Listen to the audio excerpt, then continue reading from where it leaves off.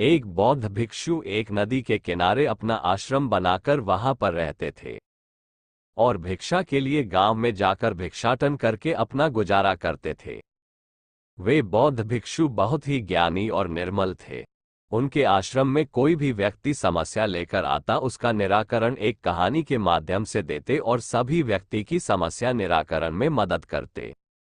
बौद्ध भिक्षु हर रोज जिस गांव में भिक्षाटन के लिए जाते थे, वहां गांव में एक रमेश नाम का आदमी रहता था।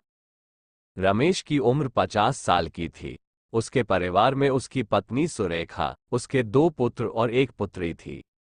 रमेश की उसके घरवालों के साथ किसी न किसी बात पर हर रोज लड़ाई हो ही जाती थी। वो जब भी काम से आता तो अपने काम का गुस्सा अपनी पत्नी या अपने पुत्रों पे उतारता और घर में हर दिन झगड़ा हो जाता। एक बार रमेश के दोस्त ने उसको बौद्ध भिक्षु के पास जाकर उसके रोज बरोज के झगड़े का समाधान लाने के लिए सलाह लेने के लिए जाने को कहा। रमेश ने उसके दोस्त की बात मानकर उस बौद्ध भिक्षु के पास नदी के किनारे उनके आश्रम गया। आश्रम जाकर रमेश ने बौद्ध भिक्षु को प्रणाम किया और उनके पास पेड़ के नीचे बैठ गया।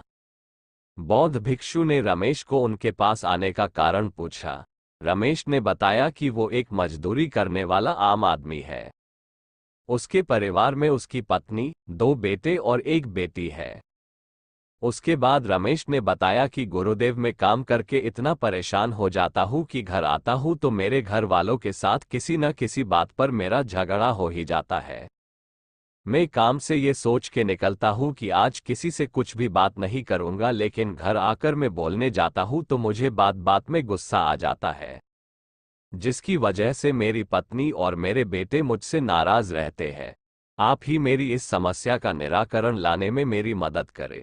मैं ऐसा क्या करूं जिससे मेरा झगड़ा भी ना हो और मेरी सबसे अच्छे से बातचीत भी हो।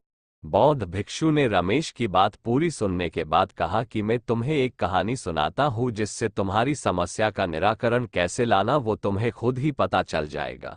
उसके बाद बौद्ध भिक्षु रमेश को एक कहानी सुनाने लगे। एक गांव में एक मजदूर रहा करता था जिसका नाम हरेराम था।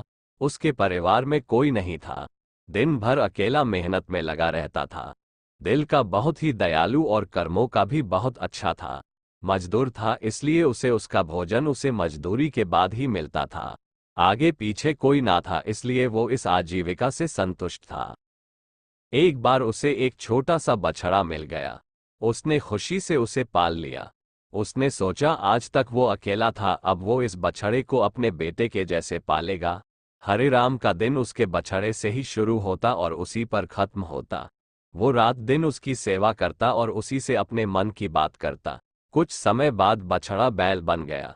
उसकी जो सेवा हरेराम ने की थी उससे वो बहुत ही सुंदर और बलशाली बन गया था।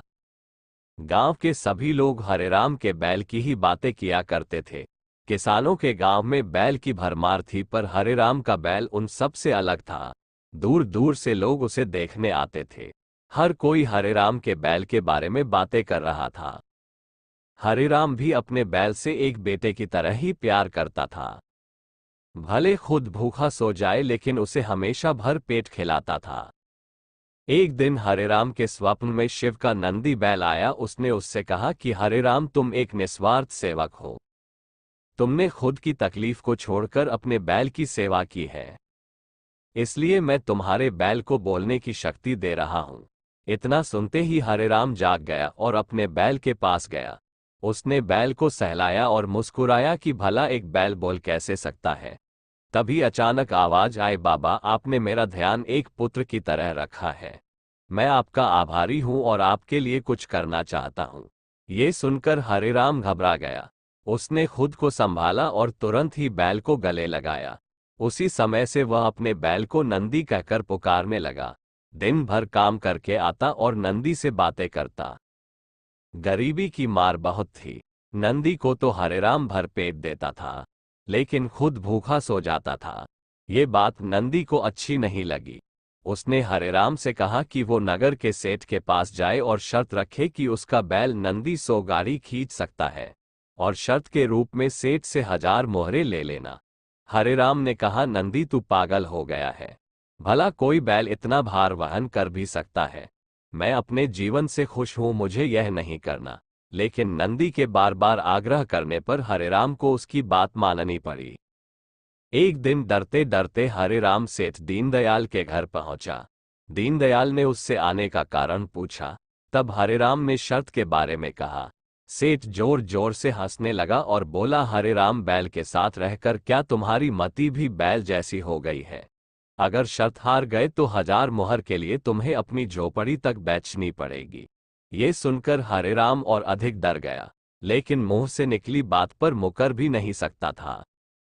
शर्त का दिन तय किया गया और सेठ दीनदयाल ने पूरे गांव में ढोल पिटवाकर इस प्रतियोगिता के बारे गांव वालों को खबर दी और सभी को यह अद्भुत नजारा देखने बुलाया। सभी खबर सुनने के बाद हरेराम का मजाक उड़ाने लगे और कहने लगे कि यह शर्त तो हरेराम ही हारेगा। ये सब सुनकर हरेराम को और अधिक डर लगने लगा और उससे नंदी से घृणा होने लगी। वो उसे कोसने लगा, बार बार उसे दोष देता और कहता कि कहाँ मैंने इस बैल को पाल लिया।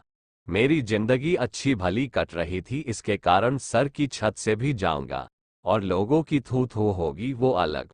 अब हरेराम को नंदी बिल्कुल भी रास नहीं आ रहा था। वह दिन आ गया जिस दिन प्रतियोगिता होनी थी। 100 माल से भरी गाड़ियों के आगे नंदी को जोता गया और गाड़ी पर खुद हरेराम बैठा। सभी गांव वाले यह नजारा देख हंस रहे थे और हरेराम को बुरा भला कह रहे थे। हरेराम ने नंदी से कहा, देख, तेरे कारण मुझे कितना सुनना पड़ रहा है। मैंने तुझे बेटे जैसे पाला था और तूने मुझे सड़क पर लाने का काम किया। हरेराम के ऐसे घृणित शब्दों के कारण नंदी को गुस्सा आ गया और उसने ठान ली कि वो एक कदम भी आगे नहीं बढ़ाएगा और इस तरह हरेराम शर्त हार गया। सभी ने उसका मजाक उड़ाया और उसे अपनी झोपड़ी सेठ को देनी पड़ी। अब हरेराम नंदी के साथ मंदिर के बाहर पड़ा हुआ था और नंदी के सामने रो रो कर उसे कोस रहा था। उसकी बातें सुन नंदी को सहा नहीं गया और उसने कहा, बाबा हरेराम, ये सब तुम्हारे कारण हुआ। ये सुन हरेराम चौंक गया। उसने गुस्से में पूछा कि क्या किया मैंने? तुमने भान खा रखी है क्या? तब नंदी ने कहा कि तुम्हारे प्रेम के बोल के कारण ही भगवान ने मुझे बोलने की शक्ति दी और मैंने तुम्हारे लिए ये सब करने की सोची, लेकिन तुम उल्टा मुझे ही कोसने लगे और मुझे बुरा भला कहने लगे। तब मैंने ठानी मैं तुम्हारे लिए कुछ नहीं करूंगा। लेकिन अब मैं तुमसे फिर से कहता हूं कि मैं 100 गाड़ियां खींच सकता हूं। तुम जाकर फिर से शर्त लगाओ और इस बार अपनी झोपड़ी और 1000 मोहरे की शर्त लगाना। हरेराम वही करता है और फिर से शर्त के अनुसार 100 गाड़ियां तैयार कर उस पर नंदी को जोता जाता है और फिर से उस पर हरेराम बैठता है और प्यार से सहलाकर उसे गाड़ियां खींचने कहता है और इस बार नंदी यह कर दिखाता है, जिसे देख सब स्तब्ध रह जाते हैं और हरेराम शर्त जीत जाता है। सेठ दीनदयाल उसे उसकी झोपड़ी और 1000 मोहरे देता है। कहानी को खत्म करने के बाद बौद्ध भिक्षु ने रमेश को कहा कि जीवन में प्रेम से ही किसी को जीता जा सकता है। कहते हैं प्रेम के सामने ईश्वर भी झुक जाता है, इसलिए सभी को प्रेम के बोल ही बोलना चाहिए। प्रेम ही एक ऐसा हथियार है जो दुश्मन को भी दोस्त बना सकता है। इस दुनिया में ऐसा नहीं है को ताकतवर लोग ही इस दुनिया को जीत सकते ही या दुनिया पे राज कर सकते हैं। जो इंसान को वाणी मधुर है और उसके बात करने की रीत में प्रेम है, वो इस दुनिया को अपने वश में कर सकता है। संसार की 90% समस्या का निराकरण प्यार भरी मधुर वाणी से हो सकता है। रमेश बौद्ध भिक्षु की बात सुनकर घर जाता है और दूसरे दिन काम से घर आने के बाद अपनी पत्नी और पुत्रों के साथ बैठकर उनसे प्यार से बातें करता है और धीरे धीरे उसके परिवार से झगड़े बंद हो जाते हैं और सब खुशी खुशी रहने लगते हैं। दोस्तों, मेरी ये वीडियो आपको अच्छी लगी है तो मेरे वीडियो को लाइक और अपने दोस्तों को शेयर जरूर करना और ऐसे ही वीडियो देखने के लिए मेरी चैनल को सब्सक्राइब कर लेना।